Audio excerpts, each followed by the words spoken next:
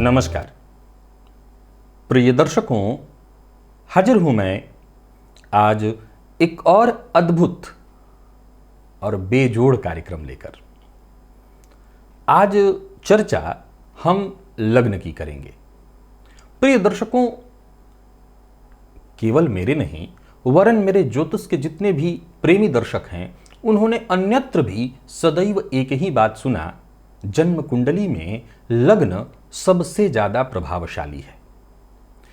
आपका लग्न आपके व्यक्तित्व की पहचान कराता है। अब आज हम इसी लग्न को समझने का प्रयत्न करेंगे। प्रिय दर्शकों, लग्न के प्रभाव को देखा जाए तो ये आपके व्यक्तित्व के निर्माण में या व्यक्तित्व के बारे में बताने का काम आपका लग्न करता है। अब ये पता कैसे चलता है?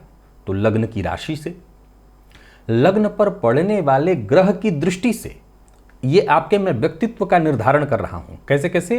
तो लग्न की राशि से, लग्न पर पड़ने वाले ग्रह की दृष्टि से।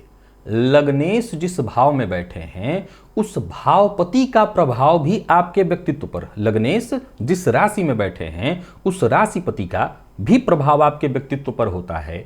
साथ ही साथ चंद्र राशि का प्रभाव आपके ऊपर होता है। चंद्रमा पर पड़ने वाले ग्रह की दृष्टि का प्रभाव आपके व्यक्तित्व में होता है। चंद्रमा जिस राशि में बैठे हैं उसका राशिपति, उसका भी प्रभाव आपके व्यक्तित्व में होता है।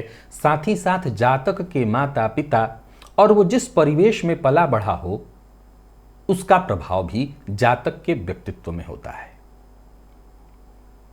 अब आप इस बात को मन ही मन कहिए कि आपने जितनी बातें बताई ये तो पूरी तरह से केवल और केवल कंफ्यूजन क्रिएट करने वाला है। इतना सब कुछ, सबका प्रभाव यदि किसी भी व्यक्ति के व्यक्तित्व पर पड़ेगा तो ये तो कहना आसान हो गया कि हम किसी भी व्यक्ति के लिए कह दें कि ये गुण तुम्हारे अंदर होगा, तो व्यक्ति कहेगा हाँ है, यानी ये संशय की स्थिति है। असल में लग्न जो है वो एक सफेद कपड़ा है, ऐसा कपड़ा जिस पर किसी भी रंग का छींटा पड़े तो वो तुरंत दिखाई पड़ने लगता है। क्या मतलब हुआ? इसका मतलब हुआ आपका व्यक्तित्व एकदम कोरा सफेद कपड़ा, जिस पर किसी भी तरह का धब्बा रंग दिखता है तो वो तुरंत पड़ता है, तो वो तुरंत दिखाई पड़ने लगता है। आप चोर की संगति में आते हैं तो आपके अंदर चोरों वाले गुण विकसित हो जाते हैं। आप साधु की संगति में आते हैं तो आपके अंदर साधु वाले गुण विकसित हो जाते हैं। बिल्कुल ऐसा ही है आपका लग्न और बिल्कुल ऐसा ही है आपका व्यक्तित्व, और व्यक्तित्व का निर्धारण लग्न लगने से। प्रिय दर्शकों, लेकिन वास्तविकता में अगर देखा जाए तो किसी भी व्यक्ति के व्यक्तित्व का, उसके स्वभाव का निर्धारण कैसे होता है, इसके बारे में अगर आप मेरे पीछे के कार्यक्रम देखते आ रहे हों तो मैं हमेशा कहा करता हूं 50% लग्न का और 50% चंद्रमा का। यही आपने मेरे मुंह से मेरे कार्यक्रमों में एक नहीं कई एक बार सुना होगा। अब असल में यह भी स्थूल निर्णय है, मोटा मोटी 50% लग्न और 50% राशि का जो मैंने प्रभाव बताया, मैंने अभी आपको बृहद रूप से समझाया कि किन किन चीजों का आपके व्यक्तित्व पर प्रभाव पड़ता है।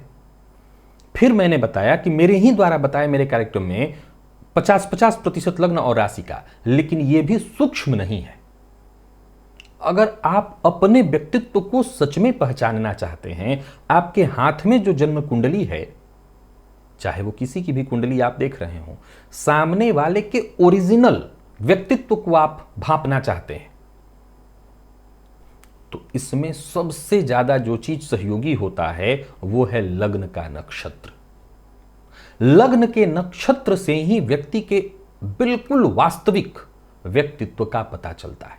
बाकी की सारी चीजें बाहरी आवरण हैं और ये केवल और केवल परिवेश के कारण उस व्यक्तित्व के व्यक्तित्व से जुड़ भी गई हैं और उस व्यक्ति के व्यक्तित्व को बदल भी रही हैं। परंतु एकदम से ऐसा जातक जैसा बाहर से दिख रहा है वैसा ही भीतर से है।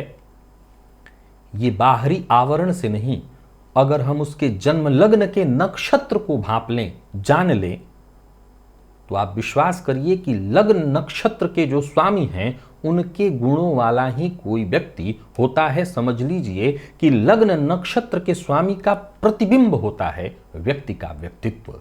अब अगर आप देखें, जैसे आपके लग्न नक्षत्र की अगर हम चर्चा करें तो यदि सूर्य से प्रभावित है तो बाकी के ग्रहों की दृष्टि पड़ने के कारण बाकी का जो मैंने प्रभाव बताया उन सब के कारण संभव है कि आप बहुत स्वभाव से शर्मीले भी हो सकते हैं और संभव है कि आपके अंदर अहंकार प्रतीत न हो।